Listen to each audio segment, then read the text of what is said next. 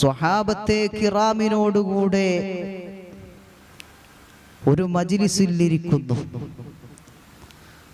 ആ മജ്‌ലിസിലിരുന്നു കൊണ്ട് സന്തോഷം പങ്കിടുന്ന സമയത്ത് തൻ്റെ മുന്നിലേക്കൊരു മനുഷ്യൻ കടന്നു വരുന്നു. ആ മനുഷ്യനെ മുത്തുനബി തങ്ങൾ അങ്ങ് ചൂണ്ടിപ്പറയുന്നു, അതാ വരുന്നു സ്വർഗത്തിൻ്റെ അവകാശി. ആളുകൾ മുഴുവനും ആ മനുഷ്യനിലേക്ക് ഉറ്റുനോക്കുകയാണ്.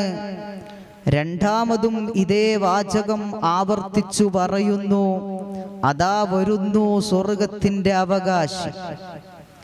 ആളുകൾ വീണ്ടും ആ മനുഷ്യനെ കൗതുകത്തോടുകൂടെ നോക്കുമ്പോൾ വാചകം നിർത്തിയില്ല, മൂന്നാമതും ആവർത്തിച്ചു, അതാ കടന്നു വരുന്നു സ്വർഗത്തിൻ്റെ അവകാശി. കൂട്ടത്തിലുള്ള ഒരു സ്വഹാബിക്ക് വല്ലാതെ സംശയം, വല്ലാതെ